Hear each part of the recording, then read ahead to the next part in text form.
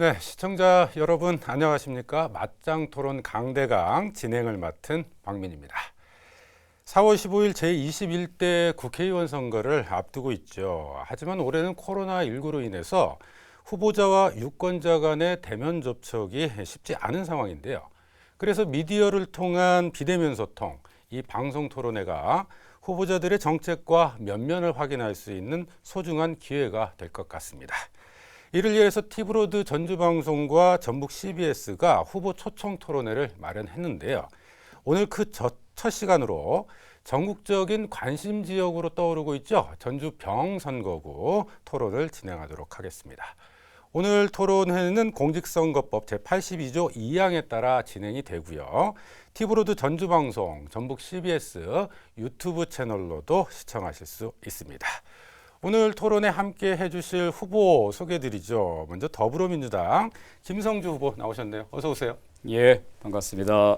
네, 민생당 정동영 후보 어서 오세요. 네, 안녕하세요. 정동영입니다. 네, 자 본격적인 토론 시작할 텐데요. 토론에 앞서서 내가 꼭 당선돼야 되는 이유, 출마 이유 1분씩 좀 시간을 드릴 텐데 김성주 후보부터 출마 이유 1분 부탁드릴까요? 예, 더불어민주당 예비 후보 김성주입니다. 이번 선거는 세 가지 의미가 있습니다. 첫 번째, 코로나 국난을 극복하는 선거입니다.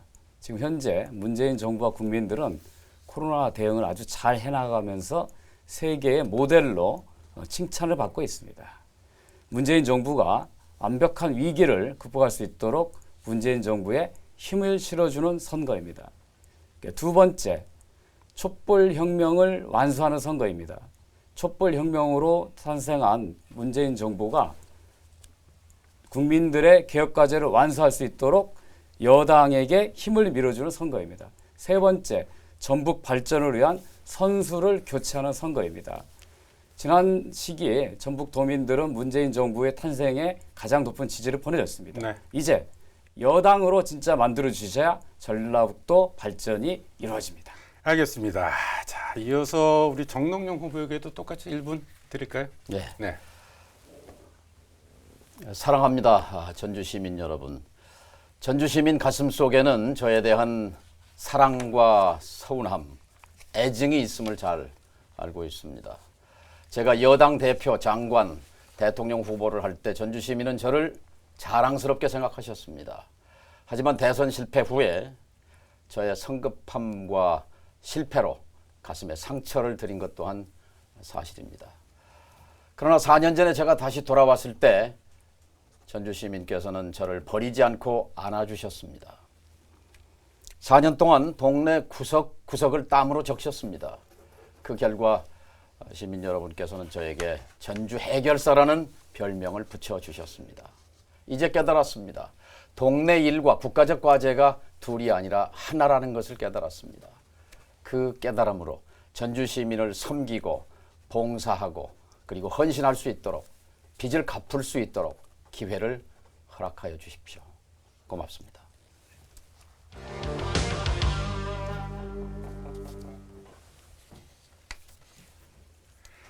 네, 두 분의 출마 이유 들어봤는데요. 김성주 후보 문재인 정부 성공을 위해서 본인을 밀어달라. 그리고 우리 정동영 후보 전주 해결사로서 자신의 강점 이런 것들을 잘 말씀을 해주신 것 같아요. 자, 이어서 쟁점 토론 시간으로 진행을 해보겠습니다. 쟁점 토론은 모두 8분의 시간 동안 좀 진행을 합니다. 후보 한 분당 4분씩의 시간을 좀 드릴 텐데요. 가급적 4분 동안 일방적으로 말씀을 하시기보다는 이게 한 분씩 교대로 좀 말씀을 해주시면 아마 우리 시청자들이 들으시기에 훨씬 편하시지 않을까 이런 생각이 좀 드네요. 먼저 답변 순서는 정동영 후보 그리고 그 다음에 김성주 후보 순으로 답변을 좀 부탁드릴게요. 질문드리죠. 전라북도가 이제 100년 먹거리라고 불리는 탄소산업, 이 탄소산업에 대해서 많은 관심을 갖고 있습니다만 사실 지난 20대 국회에서 탄소법 제정에 실패를 했거든요. 그래서 21대 국회에서는 과연 탄소법 제정이 가능할지 두 후보들이 만약 당선된다면 어떤 전략으로 이 탄소법 재정을 위해서 노력할 건지 좀 이 부분에 대해서 답변을 해주셨으면 좋겠네요. 먼저 정동영 후보. 탄소법은 당연히 됐어야 할 일이 여당의 무성의로 무산됐습니다. 분명히 기억합니다. 8월인가 9월인가 문재인 대통령이 효성 탄소 공장에 와서 전주를 탄소의 메카로 만들겠다라고 얘기했을 때 많은 사람들이 가슴이 뛰었습니다. 이제 탄소의 수도가 되는구나. 자, 그런데 국회에서 엉뚱한 일이 벌어졌습니다. 무슨 일이냐? 자, 국회 법사위에서 이제 탄소법 핵심 내용은 탄소산업진흥원을 여기 갖다 놓는 겁니다. 그런데 기획재정부 국장이 반대하고 나섰습니다. 아니, 대통령은 탄소의 메카로 만들겠다는데 정부의 일개 국장이 이걸 반대한 거예요. 그런데 국장의 반대는 그렇다 치고 거기에 여당의 더불어민주당 원주 출신 의원입니다. 네. 이걸 반대하고 나선 겁니다. 그래서 이게 물 건너갔습니다. 그 뒤에 여러 경로가 있었지만 탄소 산업의 미라는 정동영이 뿌린 것입니다. 21대 국회에 반드시 정동영의 책임 아래 탄소산업진흥원 전주에 설립하도록 할 것입니다. 네. 오히려 탄소산업진흥원 설립을 기획재정부 등 그 정부 그리고 또 여당에서 반대해서 안 된 거 아니냐 좀 이런 말씀을 좀 해주셨거든요. 김성주 후보 뭐 여기에 대한 좀 답변 겸 해서 말씀을 해주셔야 될 것 같아요. 예.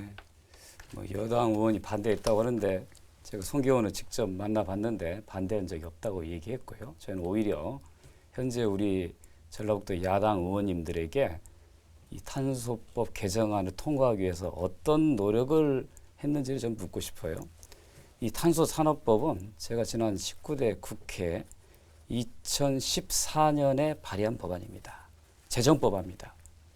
이 법안이 박근혜 정부의 반대에 묻혀서 통과가 안 되다가 어렵게 2015년 말 산자위를 통과해서 법사위에 넘어간 상태에서 새누리당이 반대로 발목이 잡혀서 통과를 못하고 결국 제가 낙선이 되고 난 다음에 국회 마지막 2주 남겨놓고 제가 우상호 당시 원내대표에게 요청해서 통과된 법안입니다. 즉 김성주가 발의하고 통과시킨 법안입니다. 그런데 그 많은 야당 의원과 다선 의원들이 있으면서 이 줄 하나 탄소산업진흥원 설치한다고 하는 이 법안 하나 통과시키지 못한다는 것을 이해할 수가 없습니다. 정말 진정으로 노력을 하셨습니까? 노력하기 위해서 여당의 정부에 누구를 만나서 설득하셨습니까? 저는 오히려 반문하고 싶습니다. 야당은 뭘 했냐? 네, 정동영 후보. 대통령의 의지를 국장이 반대하는 그런 정부가 어디 있습니까?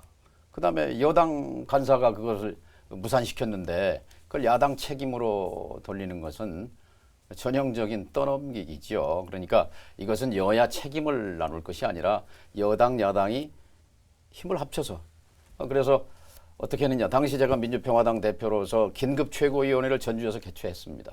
어떻게 여당과 정부가 뒤통수를 치느냐 전라북도. 그 직후에 이해찬 대표가 쫓아왔습니다. 책임지고 처리하겠다. 20대 국회 안에. 책임지고 처리가 됐습니까? 그러니까 민주당 지도부의 발언도 무책임한 것이고 책임을 안 졌잖아요. 이제 저는 책임 추궁을 넘어서서 이제 여당도 이제 반대 목소리가 잦아들었어요. 기획재정부 반대도 이제 정리가 됐어요. 하기 때문에 저는 20대 국회 아직 임기 5월 달에 국회 다시 한번 열 수 있습니다. 그때 처리해내도록 하겠습니다. 20대 국회에서 처리할 수 할 있죠. 거다. 네. 저는 할 수 있다고 봅니다. 그러니까 할 수 있는 것을 안 하는 게 저는 문제라고 보는 거예요. 모든 법안이 제출이 되면 정부는 신중하고 반대하는 입장이 많습니다. 그러니까 탄소산업진흥원은 지금 현재 정부의 방침은 국가 R&D 기관들을 하나로 합치는 거예요. 합쳐가 있는 과정에 또 다른 연구기관을 만든다고 하니까 당연히 반대 입장을 실무적으로 가질 수 있는 겁니다. 그거를 설득하는 게 바로 정치력 아니겠습니까? 거기에는 여야가 따로 없다고 봅니다. 우리 정동영 의원님께서 전북을 대표하는 정치를 하셨다면 당장 가서 반대하는 기재부 국장 만나야죠. 반대 의견했다라고 주장하시는 야당의 여당의 법사위 간사를 만나셔야 되지 않습니까? 만나셨습니까? 사실관계를 분명히 네. 할게요. 자, 법사위 소위가 열리고 있는데 그 국회에서 16개 상임위가 돌아가는데 그 상임위에서 기재부 국장이 느닷없이 반대를 하는데 그걸 미리 알아채고 쫓아가서 말릴 사람이 어디 있습니까? 그것은 현실에 동떨어지는 느닷없이 얘기고요. 반대했다고 그러는데요. 문제는 그 당시 기재부는 정부 일관되게 반대 여당이, 입장이었다고 알고 있습니다. 정부 여당이 좀 더 책임 있게 전라북도를 좀 존중하는 마음이 있었다면 그런 식으로 무책임하게 행동하지 않았을 거라는 겁니다. 네. 그러니까 자꾸 네, 이게 또 발언하시죠. 이제 남 탓 이렇게 공방이 되는데 저는 안타까운 것은 진정으로 이 법이 전라북도 탄소 산업의 발전에 도움이 된다고 하신다면 야당의 그 전북을 대표하는 민주평화대 대표진 정 대표님께서 기재부 국장을 만나서 왜 설득 안 합니까? 그 여당의 법사위 간사를 만나서 왜 설득 안 하느냐는 얘기죠. 그런 노력을 안 하고 있다가 딱 안 되고 나면 바로 준비했다가 성명을 발표하면서 문재인 정부 책임져라라고 얘기하는 게 과연 전북을 대표하는 정치인의 모습이냐고 저는 묻는 겁니다. 백수십 명짜리 여당이 못하고 나서 16명짜리 당에게 그걸 못했다고 떠넘기는 것은 그건 무책임한 거고요. 그다음에 탄소, 전북의 탄소가 어떻게 오게 됐느냐. 2010년 송하진 시장이 저에게 SOS를 쳤습니다. 자, 탄소 예산 30억을 냈는데 삭감해버렸다. 기재부가. 이거 좀 살려달라. 방법은 대통령을 설득하는 거다. 이명박 대통령에게 직소하는 거다. 제가 이명박 씨에게 떨어진 사람 아닙니까? 고민하다가 전화했습니다. 최준경이라고 그때 왕수석이라고 불리는 사람한테. 자, 처음이자 마지막 부탁이요. 내 지역구가 먹고 살 게 없어. 탄소 산업 일으키기 위해서 종잣돈 30억 좀 살려주시오. 그 다음날 연락이 왔습니다. 이명박 대통령에게 보고했더니 그거 해줘라 라고 지시가 떨어져서 50억이 할당됐습니다. 그렇게 해서 시작한 탄소공단입니다. 저는 이 전북의 탄소 산업 씨앗도 제가 뿌렸고 그 출발은 언제냐? 2003년 노무현 대통령이 팔복동 공단 생기고 처음으로 저의 요청에 의해서 대통령이 팔복동 공단에 왔어요. 거기서부터 시작했고 2010년에 50억 이명박 대통령으로부터 50억을 받았고 이제 탄소 산업법 20대 국회에 제가 마무리하겠습니다. 네. 그렇게 후보. 그렇게 역할을 하셨다면 왜 탄소산업진흥원 한 글자 더 들어가는 이 법안을 좀 민평당이 우리 정동영 의원님께서 주도해서 통과를 못 시키자는 겁니다. 그 정도 능력이 안 됩니까? 야당의 초선 의원이 탄소산업법을 재정법을 발의해서 낙선한 후에 통과시켰다고 얘기하지 않습니까? 야당의 초선이 뭔 힘이 있습니까? 사선의 중진의 당 대표시잖아요. 그 전주가 지역구잖아요. 저는 그때 국민연공단 이사장을 하고 있었고 국회 업무에 관여할 수 없지 않습니까? 그러면 정말 노력해서 각계각층 사람들을 만나서 통과시키기 위한 노력을 하셨어야 된다. 충분히 그럴 능력이 된다고 봐요. 근데 그렇게 하지 않고 통과가 안 되니까 제일 먼저 성명을 해서 비난을 해요. 이게 과연 일을 하는 분의 자세냐, 제가 그걸 묻는 겁니다. 이제 남은 기간 얼마 남지 않았는데요. 총선이 끝나고 난 다음에 우리 저 앞장서시고 저도 도울 테니까 꼭 이번 20대 국회 내 탄소산업법 개정을 통과시킬 수 있도록 같이 협력했으면 좋겠습니다. 네. 자, 뭐 끝은 두 분이 좀 협력해서 예. 탄소산업진흥원 반드시 실현시키겠다 이런 약속으로 좀 귀결이 됐네요. 자, 쟁점 토론 여기서 마무리하죠.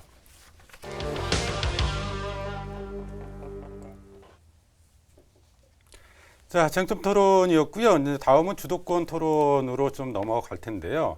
이 주도권 토론은 두 분 많이 해보셨을 것 같아요. 이제 주도권을 가진 후보가 좀 적극적으로 자기가 상대방에게 질문하고 싶은 내용 또는 공박하고 싶은 내용들이 있으면 그걸 가지고 사용을 하시면 됩니다. 질의응답 시간은 좀 6분을 드리는데요. 이 질문만 하시지 말고 답변할 수 있는 시간을 기회를 꼭 주시기를 그렇게 하겠습니다. 네, 다시 한번 좀 당부를 드리겠습니다. 자, 이번에도 역시 사전에 추첨한 순서에 따라 진행을 하죠. 먼저 김성주 후보에게 6분의 시간 주도권 토론 시간 드리겠습니다. 예, 저는 뭐 우리 정동영 후보님하고는 오랫동안 같이 정권 교체와 또 대선에서의 2007년 대선에서의 승리를 위해서 같이 오랫동안 활동해왔던 동지입니다. 또 선후배가 아니지만 동지이기도 합니다. 처음에 이쪽 전주에 와서 출마했을 때에 그때에 가졌던 느낌 지금도 갖고 있습니다. 그러나 현재 정동영 후보님의 정치 행보를 보면 참으로 안타까운 마음을 금할 수가 없습니다. 최근 보도에 의하면 어렵게 다시 뭉친 민생당에서 과거 민평당 출신 인사들이 탈당할 수도 있다라고 하는 그런 보도가 나왔습니다. 실제 탈당을 생각하고 계십니까? 예, 한국정당은 지금도 변화 중입니다.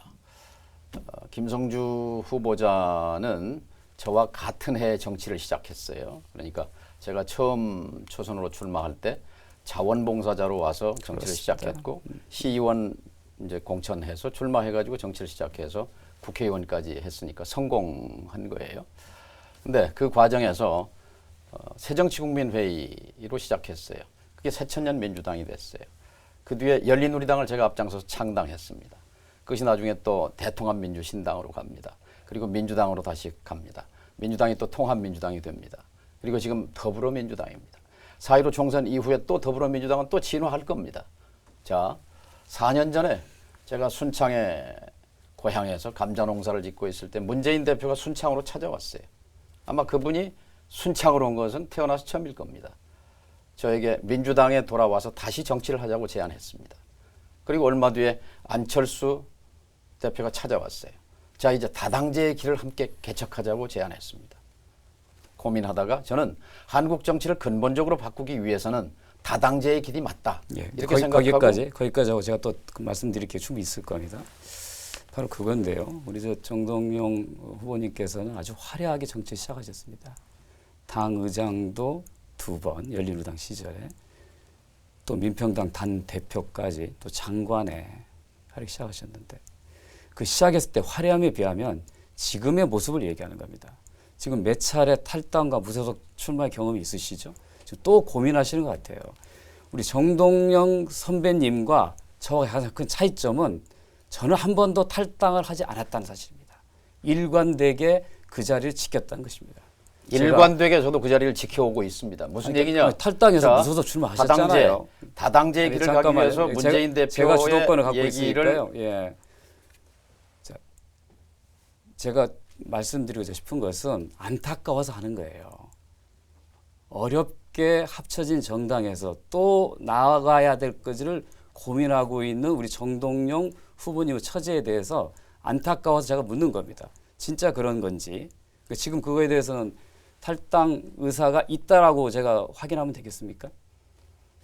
글쎄, 우리 당을 동정해 주는 것은 감사합니다만, 자, 안철수 대표는 다당제의 길을 가자고 했고 문재인 대표는 민주당에 복귀해서 같이 하자고 했습니다. 저는 다당제의 길이 옳다고 지금도 믿고 있습니다. 저는 그래서 국민의당 후보로 출마해서 전주 시민이 당선을 시켜줬어요. 10명 중에 7명이나. 저는 지금 그 자리에 있습니다. 안철수 씨가 쪼개고 나갔고 그러니까 2차로 전남 의원들이 박지원 씨를 필두로 쪼개고 나갔고 저는 그 자리에 있어요. 후보님 제 주도권 들으니까 제가 그 궁금한 게 질문하는데요. 그 당시에 다당제를 선택했다고 말씀하셨습니다. 그러니까 그 길이 옳다고 생각하신 거잖아요. 그런데 또 그 후에 안철수 후보가 또 결별했지 않습니까? 그러니까 문재인 대표가 찾아와서 민주당으로 돌아오라고 했는데 길이 다르다고 거부하셨어요. 그리고 안철수의 다당제 길을 선택했어요. 근데 또 안철수하고 결별하셨잖아요. 지금은 또 손학규 대표하고 결별할지도 모른다는 겁니다. 그러니까 끊임없이 분열의 정치의 길을 왜 그렇게 안타깝게 걸어가는가. 정치에서 제일 중요한 게 뭐라고 생각해요? 우리 전라북도 도민들이 그렇게 잘 되기를 바라고 90% 이상 여러 차례 미뤄졌는데도 왜 스스로 잘못된 길을 자꾸 선택해 가느냐에 대한 안타까움을 말씀드리는 겁니다. 자, 답변할 기회. 예. 예. 정치에서 가장 중요한 건 노선입니다. 철학입니다. 자, 안철수 씨와 결별이 아니에요. 안철수 씨는 보수의 길을 간 거예요.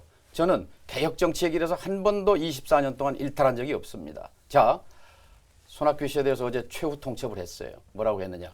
반호남주의 노선을 포기해라, 폐기해라. 반개혁 노선을 폐기해라. 그렇지 않으면 통합에서 철수할 수 있다. 이걸 통보한 겁니다.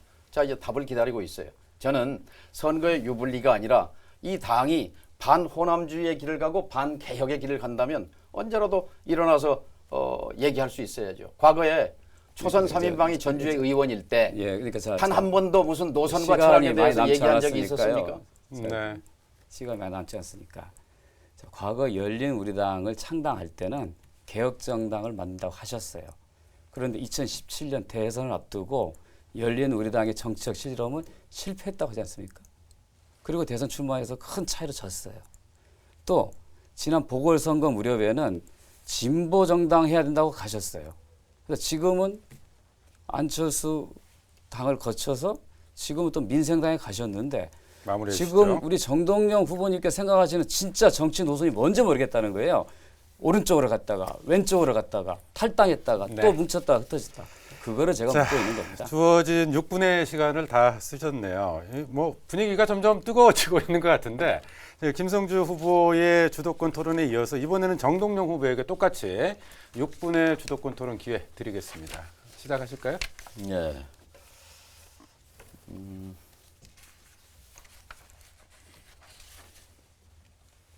당과 관련해서 한마디 이제 첨언하고 다음 주제로 넘어갈 텐데요. 나갔던 사람들이 돌아온 겁니다. 안철수 씨 따라서 나갔던 사람들, 또 박지원 씨 따라서 나갔던 사람들이 돌아와서 합친 것이고 저는 그 자리에 서 있다 하는 것을 말씀을 드립니다. 자, 이제 코로나로 얼마나 힘드십니까? 그런데 이 방역 코로나가 중요하지요. 근데 다행히 이 전주와 전라북도는 청정지역 상태를 유지하고 있습니다. 문제는 경제 코로나입니다.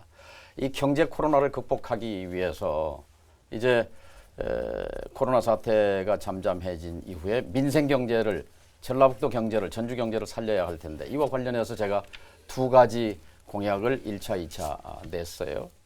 그 하나가 뭐냐면 체류형 관광지를 만들자. 전주에 1,000만 명은 오는데 한 바퀴 돌고 여수로 가버린단 말이에요. 밤바다 본다고. 이제 전주에서 숙박해서 돈을 떨어뜨리고 지역경제, 자영업이 돌아갈 수 있도록 네. 택시 손님이 많아질 수 있도록 만들자. 그러기 위해서 경주가 신라를, 공주와 부여가 백제를, 전주는 조선을 가지고 살아야 된다. 태조 질문도 이성계, 좀 해주시고. 예, 네. 태조 이성계 유적이 전라북도에 몇 개나 있는 것 같습니까? 50개 있습니다. 50개. 많이. 전국에 60개 중에. 그리고 전주에 30개나 있어요. 이걸 가지고 태조 공원을 만들고 그리고 덕진 연못을 빛 테마 공원으로 만들어서 기술과 문화를 결합해서 저녁에 덕진 연못에 가면은 거기서 최신 디지털 기술, 레이저 기술로 태조 시대와 세종 시대와 광해 시대 이런 것들을 구현하는, 이런 게 되면은 빛 테마 축제에 참여하고 전주에서 잘 거 아닙니까? 이렇게 되면 전주의 숙박 경기, 자영업 경기, 지역 경제가 살아나고 전주가 코로나 경제를 벗어나서 이렇게 갈 수 있다고 생각합니다. 또 하나, 원도심 쪽에 이제 전주시청을 인후동, 전주 농고자리나 또는 저 혁신만성지구의 여의지구에 이제 옮길 때가 됐다. 저희 그런데 답변할 수 있는 기회도 예. 좀 그래요. 주시면서 질문하겠습니다. 했으면 좋겠네요. 네. 전주시청을 옮기자는 공약을 어제 제가 냈는데요. 그 시민들 반응이 뜨거운 것 같아요. 전주시청 옮기는 거에 대해서 찬성입니까? 반대입니까?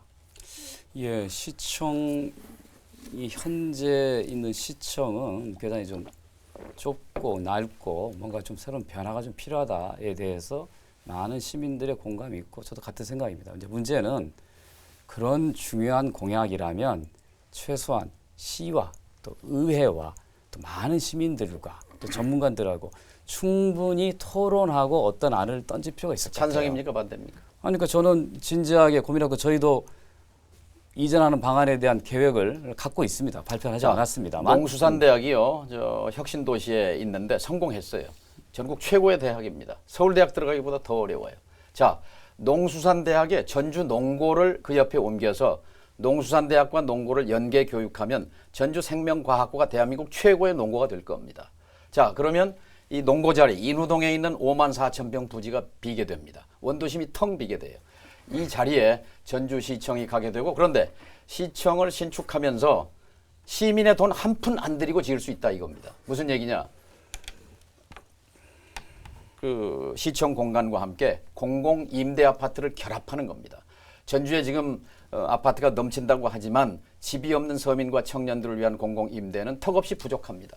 이 임대료 가지고 시청을 지은 사례가 있습니다. 일본 네. 도쿄에 있는 도요시마시가 시민의 돈 한 푼 안 들이고 시청 청사를 지었거든요. 그런 방식으로 이제 뭔가 전주의 대변화를 시도할 때가 됐다고 생각하는데, 자, 이제 그 선거 공약으로 던졌기 때문에 4.15 총선이 끝나면 시청 이전 문제가 인호동이 좋은지 농구자리가 좋은지 네. 혁신도시 만성지구의 여의지구가 네. 좋은지 이 토론이 본격적인 토의가 시작될 거라고 생각합니다. 네. 두 지역에 대한 혹시 상상을 해보셨습니까? 또 좋은 제안을 선거 과정에서 던졌다 이렇게 생각하고요. 저희도 어제 그 제안 내용을 저도 꼼꼼히 읽어봤습니다. 상당히 흥미로운 부분이 있는데 이게 과연 현실적으로 가능할 것인가에 대한 고민은 조금 더 해야 될 것 같고요. 뭐 다음 토론에서 그런 기회가 있다고 한다면 저희가 또 저희 입장들을 말씀을 좀 드리도록 하겠습니다.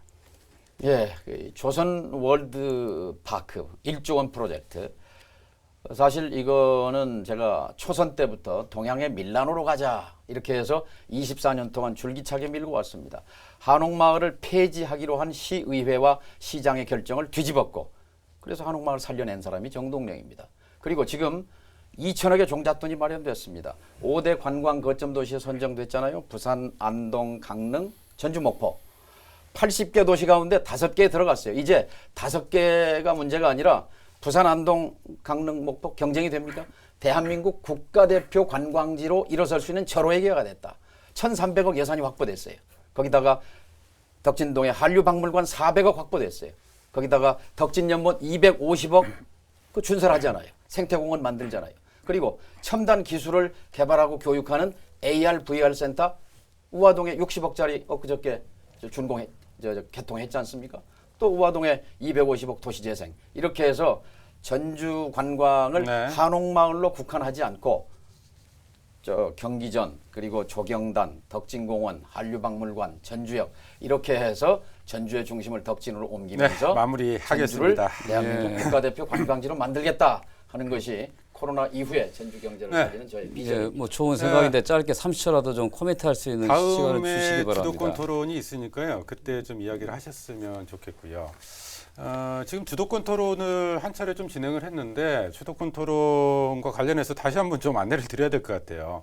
자신의 강점과 또 상대의 또 약점 또 이런 부분들에 대해서 좀 비교할 수 있는 그래서 주고받기식 이런 토론이 이루어졌으면 좋겠는데 우리 정동영 후보 자신의 공약만 좀 이렇게 나열하면서 저도 좀 유감 있는 게 저는 가까이 정 지났기 후보님한테 때문에 충분하게 제 시간 할애해서 말씀드리기를 줬는데 알겠습니다. 저한테는 우리 이 얘기할 시청자들께서 기회도 네. 전혀 주지 않고 좀 충분히 들으셨을 것 같고요. 다음 주도권 토론 때 좀 그 부분과 관련해서 하실 시간을 얘기 30초 있으면 더 주시기 바랍니다. 네, 하셨으면 좋겠습니다. 자, 주도권 토론을 좀 마무리하고 바로 다음 순서로 이어가도록 해보죠. 지금 여러분께서는 제21대 국회의원 선거 후보 초청 토론회 전주시 병선거구 편을 함께하고 계십니다. 이 스튜디오에는 더불어민주당 김성주 후보, 민생당 정동영 후보 함께하고 있는데요. 자, 이번 순서는 사회자가 후보자에게 직접 질문을 드리는 그런 시간입니다. 원활한 진행을 위해서 이제 답변은 좀 가급적 짧게 해주시면 좋겠고요. 답변이 두리뭉실하거나 너무 길어질 경우에 좀 제가 제지할 수 있다는 점 말씀을 좀 드려야 되겠습니다. 순서는 제가 임의로 좀 지목해서 진행을 해야 될 텐데 먼저 정동영 후보에게 네, 질문을 좀 드려야 될 것 같아요. 자, 분위기가 좀 뜨거워지고 있는데요. 분위기를 좀 누그러뜨리기 위해서 정동영 후보가 생각하는 김성주 후보의 강점 꼽는다면 어떤 게 있을까요?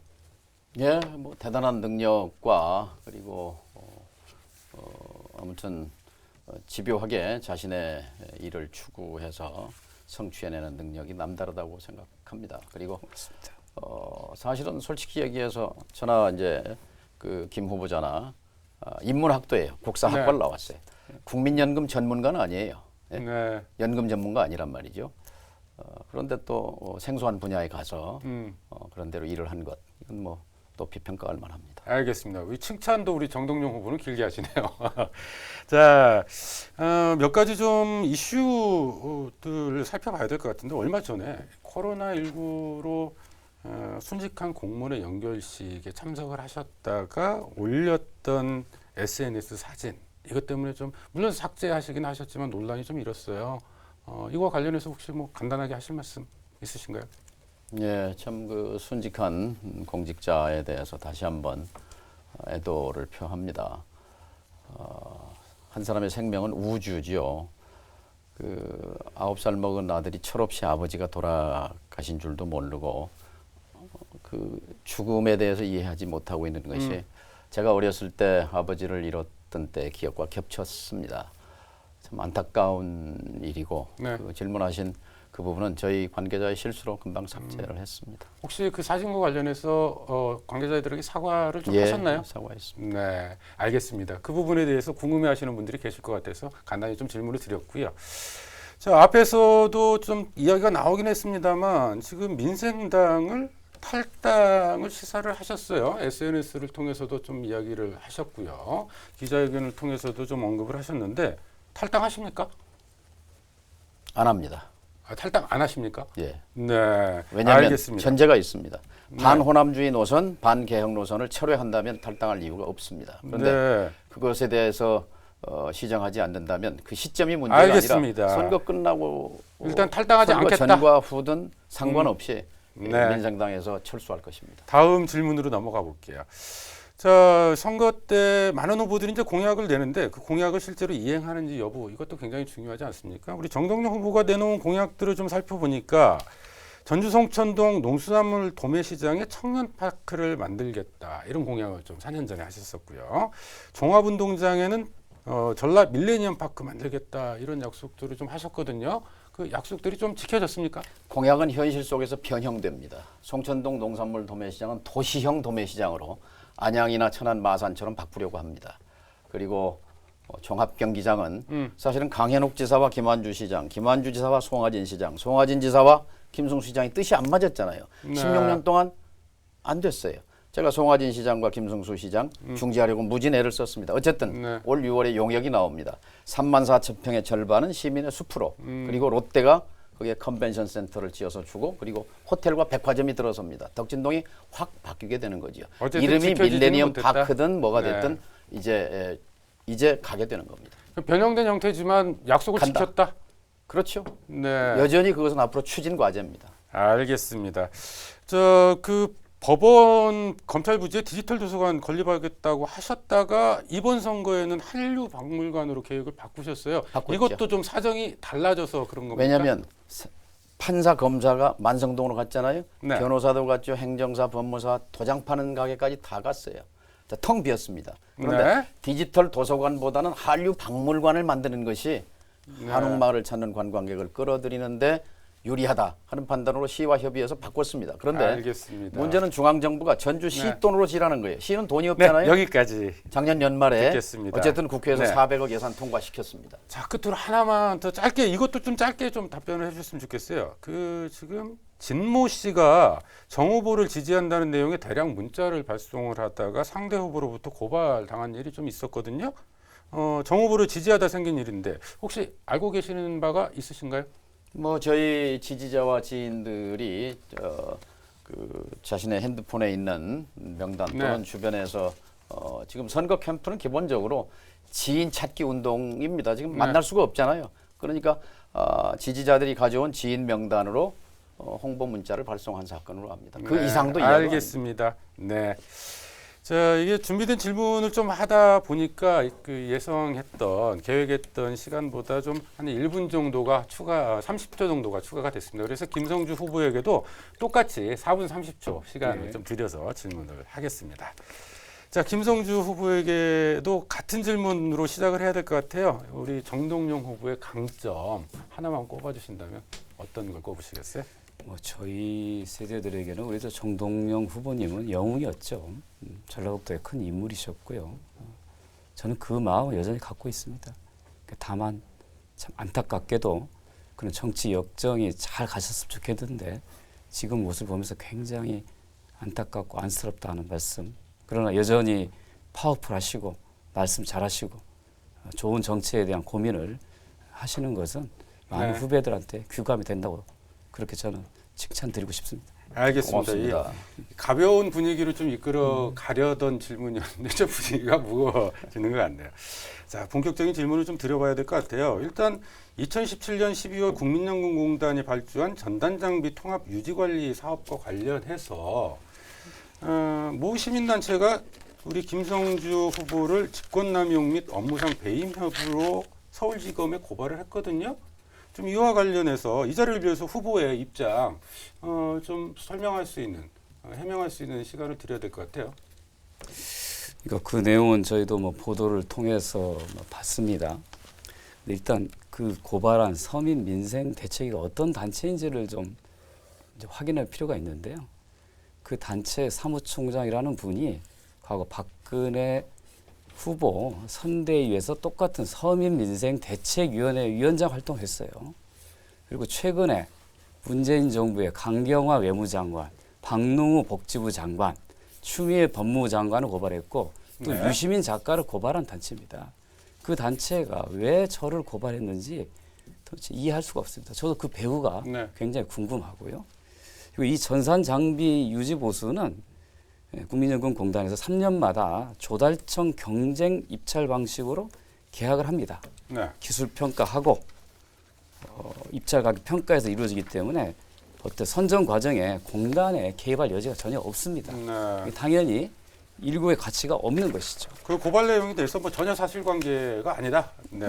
그리고 그 제가 이제 피고발인으로 되어 있는데 네. 지금까지 경찰이나 검찰에서 저한테 한 번도 출석하라고 한 요청을 한 적도 없고 알겠습니다. 그 관련 내용도 저한테 알려준 게 없어요. 근데 오히려 그럼 혹시 후보 차원에서 이 고발과 관련해서 법적인 대응이나 이런 것들도 좀 계획하고 계세요? 네, 지금 이미 무고죄로 그 단체를 검찰에 고발했고요. 고발한 최근에 상태다. 이제 통지를 받았는데 네. 전주지검에 이관이 됐답니다. 알겠습니다. 본격적 수사가 들어가겠죠 이제. 자, 다른 질문을 좀 드려봐야 될 것 같아요. 일단 2013년에 세워진 인수 공통전염병 연구소 기능과 역할을 확대하겠다 이런 공약을 직접 발표를 하신 것 같아요. 네. 네. 근데 이제 실제로 보면 문재인 정부 들어서 연구소 예산이 연간 10억이 채 안 되고요. 그 인력도 5명밖에 안 되는 것 같더라고요. 예. 거기다가 최근에 정부가 또 바이러스 연구소를 따로 설립하겠다 예, 이런 예, 입장을 예, 좀 예. 밝혀서 예. 정부 발표와 우리 김성주 후보 공약 사이 엇박자 나고 있는 거 아닌가 이런 생각이 드는데 예. 어떤가요? 최근에 뭐 코로나 또 과거의 메르스 등으로 인해서 인수공통 전염병에 대한 연구가 굉장히 중요하다고 하는 것은 국가적 과제입니다.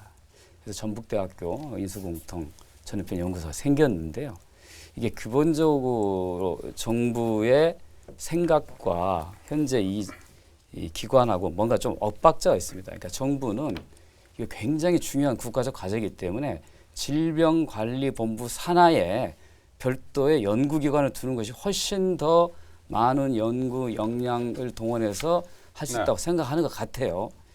그런데 이제 이미 이 전북대 인수공통 전염병연구소에 상당히 많은 장비가 네. 들어 있거든요. 이 장비를 운영할 수 있는 인력과 예산이 없기 때문에 활용이 잘 안 되는 거거든요. 그러니까 저는 뭐 그 당시에도 그런 주장을 강력하게 제안을 네. 했고 또 앞으로도 다시 그 부분들을 요청해서 최소한 기존에 투자된 이 연구소가 잘 역할을 할 수 있도록 그렇게 노력할 생각입니다. 알겠습니다.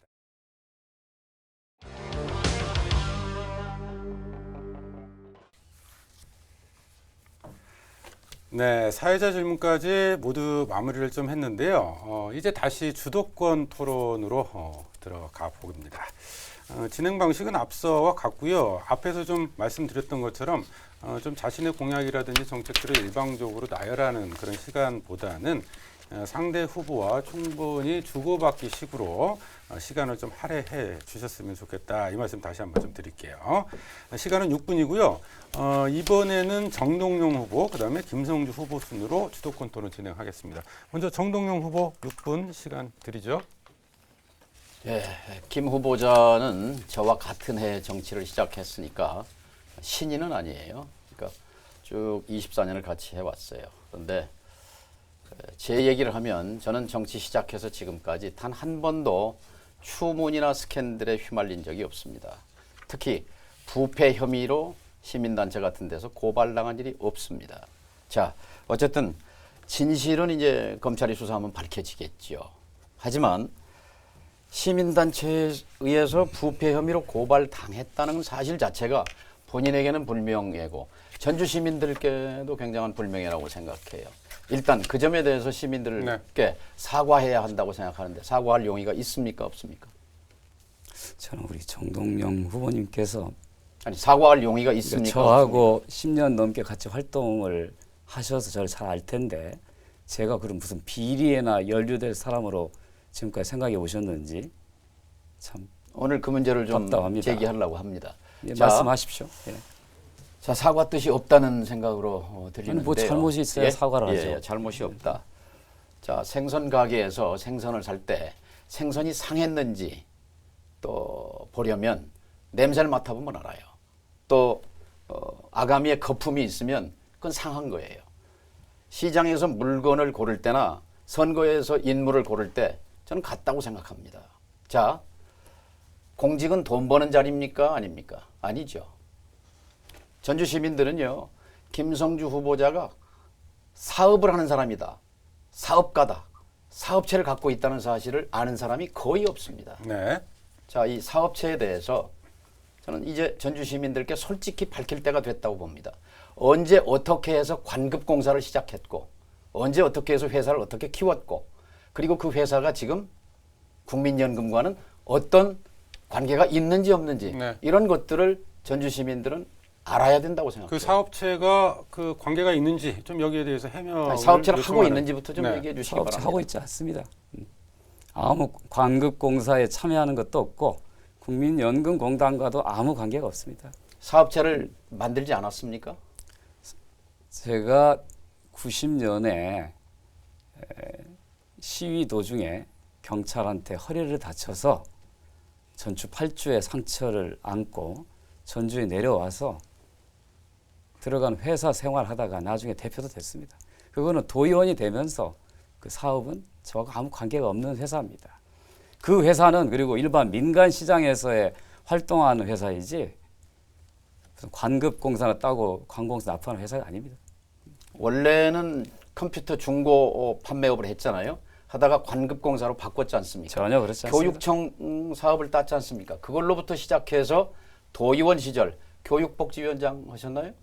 또 국회의원, 연금공단 우리 정동영 후보님한테 누가 일관되게 아니 제 잘못된 얘기니까요. 정보를 많이 갖다 주셨네요. 아니, 전혀 사실과 일관되게. 다른. 근데 우리 정동영 후보님 그거 주장하시려면 이 방송 토론에서 허위 사실에 대한 부분들은 염두에 두시면서 말씀하십시오. 그러죠. 예. 사업체를 만든 사람이 김성주 후보고 그다음에 가족회사를 지금 갖고 있는 것이 김성주 후보자입니다. 거기에 대해서 전주 시민들이 아 그래? 김성주 후보가 무슨 사업을 해? 모르고 있단 말이에요. 그것을 소상하게 밝히는 것이 저는 전주 시민들에게 아 이 생선이 상한 생선인지 생선이 싱싱한 것인지 구분할 수 있는 기준을 준다고 생각합니다. 밝힐 용의가 있습니다. 그래 뭐든지 말씀하시면 다 자료를 다 주식회사 공개해드리겠습니다. 한누리네트가 무슨 사업을 하는 회사입니까? 지금은 제가 그 회사에 관여하고 있지 않기 때문에 무슨 일을 하는지도 모릅니다. 재산 등록의 대주주 51% 대주주가 김성주 후보자 아닌가요? 설립 자본금을 갖고 있는 거고요. 지금 그 지분은 다 잠식이 돼 있는 상태입니다. 그러니까 페이퍼입니다. 그 회사의 아버지 아니 그 회사의 감사가 지금 90세 되신 아버지가 감사시고 그다음에 큰 형님이 대표이사 하다가 지금은 작은 형님이 대표이사입니까? 동생이 대표이사입니까? 이런 것이 궁금하거든요. 그 이런 회사의- 얘기를 전주 시민께 그 회사는 보고해야 직원이 합니다. 현재 2~3명 정도에 불과하고요. 매출액이라든가 이익 측면에서 한 부자건 없이 그야말로 언제 문 닫을지 모르는 어려운 형편에 있는 회사입니다. 제가 자본금을 회수하면 그 회사는 법인체이기 때문에 저한테 그 돈을 돌려줘야 돼요. 그럼 그 회사는 망하는 거죠. 그 직원들은 어떻게 됩니까? 실직하는 그 거잖아요. 회사의 업종이 뭐죠? 십몇 년 전에 지금 하고 했었는데 있는 회사의 업종이 뭡니까? 무슨 업종인지 저는 모르죠. 아, 업종이 모른다고요? 2006년도에 도의원이 되면서 그 회사에는 관계한 적이 없습니다. 저보고 그 업종이 뭔지를 기억을 떠올려서 하라고 하면 관련된 서류를 완전히 작성 제출하겠습니다. 전주판 BBK입니다. 이명박 씨가요 주가 조작한 BBK 내 회사 아니다라고 했는데 결국 징역 19년입니다. 자, 이 회사 전혀 정동영 모른다. 후보님 지금 발언에 대해서 책임 지셔야 될 겁니다. 전주판 자, BBK요? 이 회사의 업종을 모른다고요? 무슨 회사입니까 이게? 왜 업종을 못 밝힙니까? 그러니까 컴퓨터하고 소프트웨어 관련된 판매를 하던 회사입니다. 판매나 개발을. 전산망 유지 보수 회사잖아요. 대한민국의 제일 큰 고객사가 연금공단이죠. 그 사실은 맞습니까? 그 사실 분명히 확인하시는 거예요? 그 아니, 인정하십니까? 컴퓨터 관련 사업이잖아요. 전산망 유지 보수 관공서 한 것이죠. 마무리해 그 주시죠. 회사가 국민연금공단의 유지 보수를 하고 있다고 지금 아니, 주장하시는 거죠? 그 주장이 아닌 거죠. 아니, 그 그 방금 업종과 말씀하셨잖아요. 합리적 하고 의심을 있다고. 제기하는 거예요. 합리적 의심. 합리적 의심은 자, 그 지적을 회사는 하세요. 폐업했어야죠. 자, TV 토론 정리를 좀 하셨다고요? 하겠습니다. 그 말씀에 6분의 책임지셔야 됩니다. 6분의 시간이 다 끝났고요. 자, 바로 김성주 후보에게 6분 동안 주도권 토론 시간 드릴 테니까요. 해명하시기 부의진한 바랍니다. 부분이 있으면 그 시간을 통해서 해주시면 좋겠네요. 자, 김성주 후보 바로 6분 그 드리죠. 사업하고 있는 거에 대해서 해명. 자, 잠시만요, 정동영 후보. 자, 김성주 후보에게. 제가 아까 우리 정동영 후보님에 대해서는 여전한 존경을 가지고 있다고 하시는데 지금 방금 하시는 것은 너무 하시네요. 아니 사업을 하느냐고 물어본 거잖아요. 사업가냐고 물어본 거잖아요. 제가 그 내용들은 충분히 나중에 설명을 다 드릴 테니까 하시고 말씀하실 때는 그 발언에 대해서 책임을 지셔야 법적인 책임을 진다는 것을 분명히 감안하고 하십시오. 사업하느냐고 누가 하는데 그런 자료를 드렸는지 모르겠지만 지금 말씀하시는 내용들은 전혀 근거 없는 주장들 그걸 가져다가 하시고 있다고 하는 것을 명심하시고 내가 물은 것은요 사업가냐고 물은 거예요. 제가 지금 사업체를 사업가입니까? 갖고 있냐고 물어본 거예요. 자, 제가 지금 김성주 사업가입니까? 후보의 주도권 토론 제가 지금 시간입니다. 사업을 그 하고 사업이 있으니까. 무슨 사업을 하냐고 물어보는 거예요. 그 네, 얘기했지 모를 수 않습니까? 컴퓨터하고 소프트웨어 관련된 업체를 과거에 한 적이 있다고. 십몇 년 전에. 지금 회사 있잖아요. 대주주잖아요. 사라는 있죠. 자, 그 얘기는 솔직하게 밝히시기 바랍니다. 더 얘기했습니다. 예, 더 필요하면 더 서류를 요구하셔서 직접 확인하시고 그걸 가지고 문제가 있다 생각하시면 그걸 밝혀내십시오. 저는 왜, 더 이상 네. 이야기할 게 없습니다. 국회에서 요구하는 서류 안 줍니까? 2007년 전산망 비리 사건에 관해서 감사 보고서를 제출하라고 했는데 국회에 안 주는 거예요.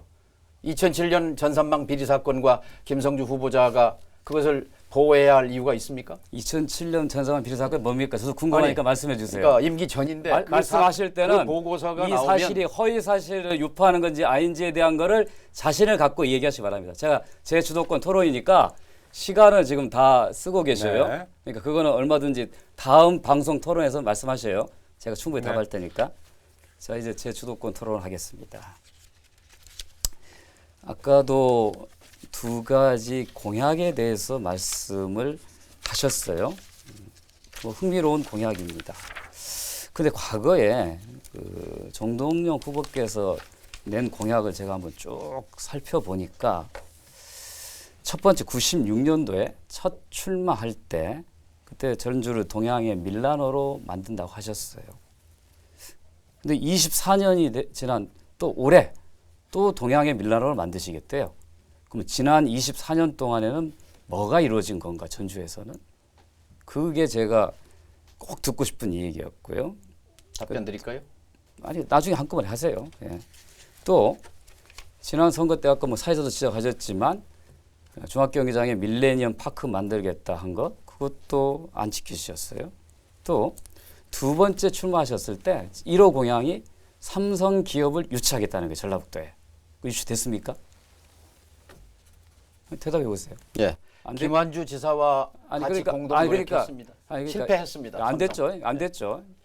안 됐는데 또 새로운 공약들을 제기하세요. 이 공약이 정말 오랫동안의 고민 끝에 만들어낸 공약인지 아니면 선거용으로 관심을 끌어서 득표를 얻기 위한 하나 던지는 이벤트인지 저는 그거를 잘 이해하기가 어려워요. 표도 얻어야 하고 그다음에 먹고도 살아야 합니다. 자, 제가 처음 여기 전주에 출마할 때 전주 시민들께 이렇게 말했어요. 콩나물국밥 비빔밥으로 먹고 살 수 있습니다. 판소리 극장 짓겠습니다. 한옥마을로 먹고 살 수 있습니다. 한복 한지로 먹고 살 수 있습니다. 동양의 밀라노로 갑시다. 이럴 때 제가 믿는 사람이 별로 또 없었어요. 또 자, 아까 똑같은 이제 여기까지 왔잖아요. 똑같은 여기까지 왔어요. 지금 이제 하시는데 본격적으로 이제 제 도약할 주도권 거예요. 토론이라고 말씀드렸잖아요.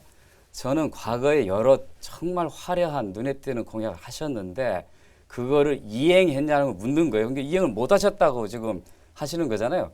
그럼 이행하고 있다고 이행- 얘기한 것이죠. 24년째 하고 있다고요? 4년째 한 것을 임기가 다 끝나가는데 그 안 된 걸 가지고서 그거는 또 한옥마을에 사람이 모른 척- 옵니까 안 옵니까? 아니, 그러니까 그건 모른 척하고 또 새로운 공약을 또 한옥마을에 냅니까? 사람이 옵니까 안 옵니까? 많이 옵니다. 누가 오게 만들었습니까? 그 정동영 후보가 하셨다고 그렇죠. 말씀하시고 싶으신 자, 거죠? 김성주 후보의 주도권 그렇게 토론. 정동영이 이게- 없었으면 한옥마을은 없습니다. 그렇게 이 얘기하시면 아마 김한주 지사, 김한주 지사한테 물어보세요. 송환진 지사가 굉장히 서운해할 것입니다. 김한주 지사를 누가 갖다 놓았는지 시장에 물어보십시오. 그리고 한옥마을을 언제 김한주 지사와 합의해서 그렇게 아니, 정 재지정했는지 후보님. 물어보시기 바랍니다. 정 후보님, 김한주 지사가 물건입니까? 갖다 놓다니요. 여당 그때 그러니까 그 공천에 정도의 힘이 있으셨죠. 여당 공천에 시장을 바꿨습니다. 그것은 그러니까 내가 그- 바꿨습니다. 그러니까 내가 바꾼 이유는 내가 만든 내가 기부를 임명한 다시 재지정하는 것이 내가 말한 핵심이었습니다. 내가 임명한 시장이 했으니까 임명이 아니죠. 공천이죠. 공천. 그러니까 대통령 공천이 공천했으니까 그 내가 한 일로 한다 이렇게 말씀하시는 겁니까? 아니죠. 한옥지구가 폐지됐는데 그걸 다시 살려낸 것이 정동영이가 한 일이란 말이죠. 네, 1분 정도 남았습니다. 일반적으로 자, 이제 제가 이제 우리 정동영 네. 후보님한테 말씀드리는 것은 자 생각도 좋고 아이도 좋고 표현도 아주 뛰어나십니다. 근데 뭔가 하나를 이뤄놓고 그리고 그 성과를 바탕으로 또 다음에 나가야 되잖아요. 이 얘기 하시고 난 다음에 제가 보면 잊어버리신 것 같아요. 그리고 4년 후에 또 새로운 공약을 놓고 나와요. 근데 그 공약도 다음에는 됐는지 안 됐는지 몰라요. 언급을 안 하셔요. 그렇게 지금까지 사선 의원 하신 거잖아요. 근데 이제 또 새로운 공약을 또 들고 나오셔서 두 개를. 자, 한마디만 얘기할게요. 예? 자, 발언 기회 줘야 되잖아요. 아니 그러니까 제가 지금 아직 말이 안 끝났습니다. 정말 진정성을 가지고 계획을 가지고 하고 있는지 아니면 그때마다 임기응변식으로 좋은 공약을 내던지는 건지 저는 그거를 굉장히 안타깝게 생각한다는 얘기입니다. 자, 국회의원의 제일 큰 책무는 예산 따오는 거예요. 19대는 김성주 후보자가 4년 했고 20대는 제가 4년 했어요. 네. 19대 4년 때 자, 시간이 예산 3천억, 다 4천억 됐습니다. 올랐습니다. 자, 20대 때 우리 두 1조 분에게 6천억 올라갔습니다. 그 잠시만요. 예산도 두 분에게 똑같은 다 시간을 드렸으니까요. 그러니까 같이 여기서 그러니까 마무리를 하겠습니다. 정부와 여당, 김성주 후보. 도지사, 시장이 같이 노력해서 한 네. 것이지. 국회가 예산하는 거죠. 자, 맞짱 토론 강대강 이제 예산은 모두- 내가 다 땄다가 되는 거예요. 잠시만요, 우리 두 후보 많이 과열되셨는데요. 이제 토론을 좀 마무리해야 될 시간이에요. 저희가 약속된 시간이 좀 있기 때문에 좀 다소 미진하거나 아쉬운 부분은 다음 토론 기회에서 좀 충분히 해주셨으면 좋겠고요. 자, 마무리 발언으로 바로 이어가겠습니다. 1분 드릴 텐데요. 정동영 후보 1분 부탁드릴게요. 초보자에게 운전을 맡기시겠습니까? 험지 운전을 경험 많은 노련한 운전자에게 맡기시겠습니까? 국가적 위기는 계속될 겁니다. 전주의 전북의 경제 위기도 험난합니다. 이것을 헤쳐나가기 위해서 힘과 그리고 능력이 필요합니다. 전주와 전북 할 일이 많이 있습니다. 자, 누구에게 기대는 기대기 정치, 그리고 누구 심부름이나 하는 심부름 정치, 그것은 전주의 자존심에 부합하지 않습니다. 전주와 전북 발전을 관철하기 위해서 24년 동안 저 정동영이를 키워주셨는데요. 이제 전주를 위해 헌신하고 싶습니다. 마무리하고 싶습니다. 봉사하고 싶습니다. 그리고 제가 가진 힘과 역량을 모두 쏟아서 전주를 국가대표 관광도시 1번지로 만들겠습니다. 그리고 전주 시민 코로나 사태로 힘든 여러분의 삶의 구석구석 챙기는 역할, 현장 뛰어다니면서 전주 해결사, 전북 해결사 역할 하고 싶습니다. 자, 김성주 후보에게 똑같이 1분 드리죠. 예, 전북은 과거에는 아주 잘 사는 지역이었습니다. 지난 수십 년 동안 전북은 뒷걸음질 쳐서 대한민국에서 제일 가난한 지역이 되어버렸습니다. 누군가 이거에 대해서 책임을 져야 됩니다. 그러나 책임을 져야 될 위치에 있는 분들이 어느 누구도 이것에 대해서 반성하거나 사과한다는 얘기를 들은 적이 없습니다. 저는 지도자는 책임질 줄 알아야 한다고 생각합니다. 저와 경쟁하시는 분들, 현재 전라북도를 대표한다고 말씀하시는 야당 정치인들께서 전라북도의 낙후에 대해서 제발 한 말씀이라도 하셨으면 좋겠어요. 그런데도 그런 말씀은 없이 내가 전라북도의 유일한 대표 역할을 해야 한다고 지금도 또 말씀하셔요. 저 김성주는 준비되어 있습니다. 이번에 확실히 바꿔주십시오. 전라북도 발전 제가 책임짓고 이끌겠습니다. 고맙습니다. 네, 맞짱 토론 강대강 그 첫 번째 순서로 이 전국적인 관심 지역으로 떠오르고 있죠. 전주시 병선거구 후보자 초청 토론회를 1시간여 동안 진행을 해봤는데요. 우리 시청하신 우리 유권자 여러분, 오늘 토론 어떻게 들으셨나요? 여러분의 선택에 도움이 되셨기를 바라겠습니다. 지금까지 더불어민주당 김성주 후보 그리고 민생당 정동영 후보와 함께했네요. 두 분 오늘 말씀 고맙습니다. 예, 감사합니다. 자, 맞짱 토론 강대강 모든 순서 여기서 마무리하겠습니다. 함께해 주신 여러분 고맙습니다.